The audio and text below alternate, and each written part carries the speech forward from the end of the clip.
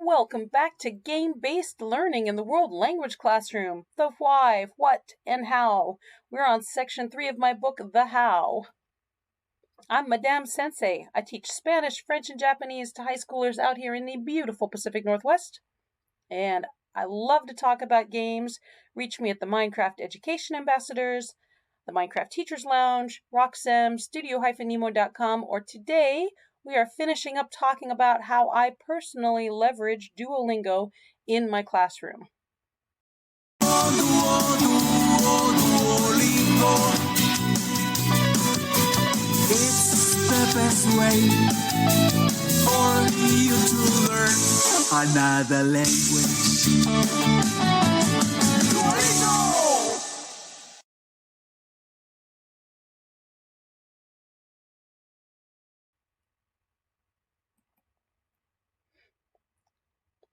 We're on chapter 22 of my 5th book, and I've been talking about how to leverage Duolingo in the classroom. I had to cut the last episode in half, so this is kind of episode 9.5. I'm going to call it 10 to make it easy.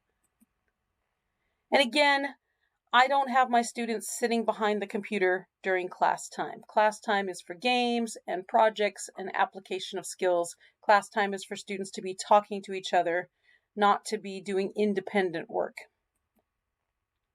So, back in the day, before our school was one-to-one with computers, this is long before the pandemic, I liked Duolingo a lot. Even before there was Duolingo for schools, what I would do is I would just project a lesson on the board, and I'd have all the students grab whiteboards, and then I'd just have them answer the question, and then I'd go around and I'd say, Yoku dekita.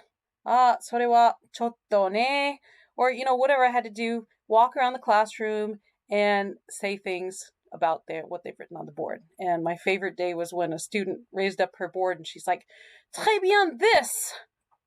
And it was just really funny because they're so excited when you're like, yeah, that's right. But I mean, that's old school, and you could do it if you don't have enough computers for the students. Yeah, sure. All right, so the next ones I'm going to show you come directly from Duolingo. These are ones that Duolingo developed.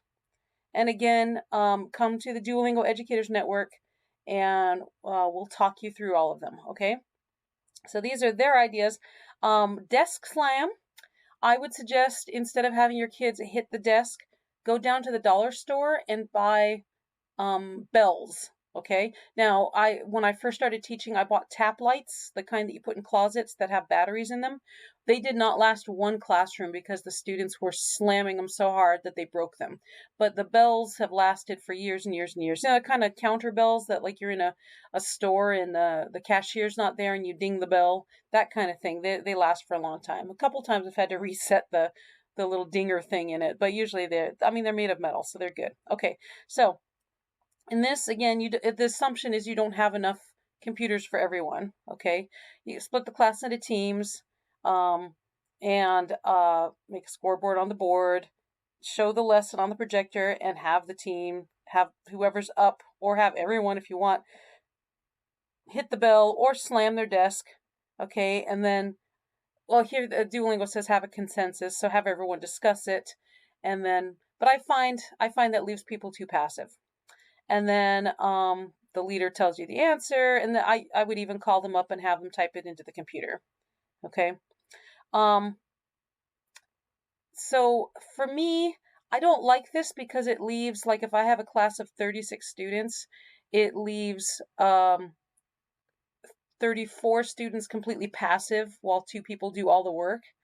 And if you're like, even if you say everyone has to have consensus, some people aren't contributing. So I would rather do sink or swim, but you can do sink or swim with all the Duolingo stuff the exact same way. So go ahead and find my episode where I describe sink or swim.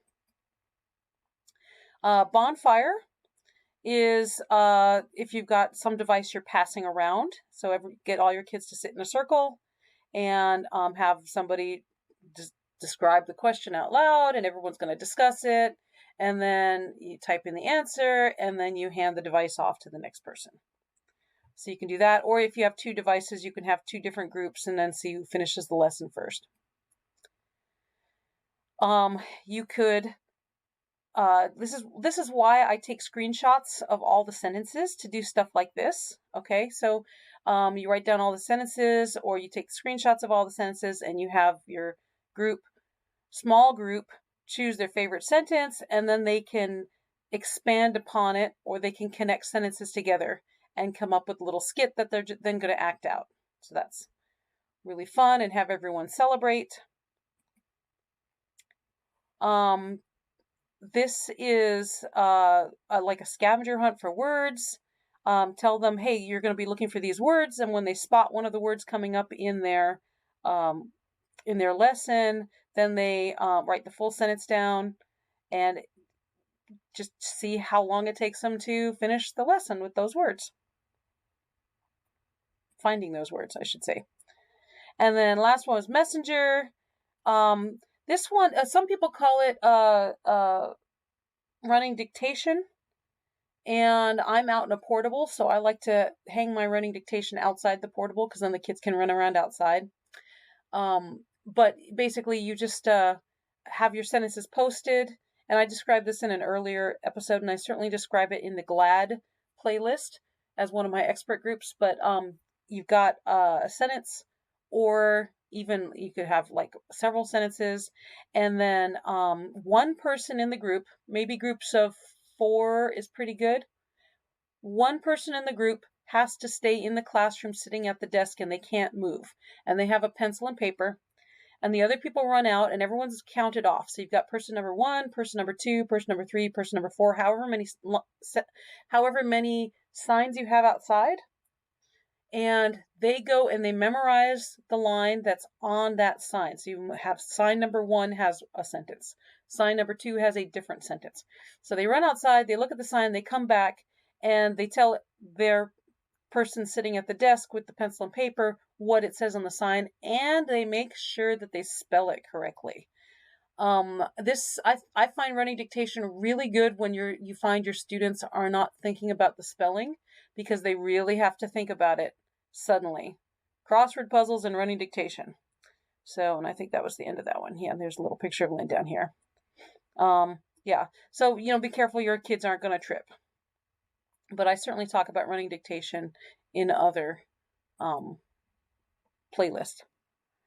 Let me just finish by saying, a long time ago, I used to have workbooks when I first started teaching, and you might recognize some of these. My French students had Beyond D.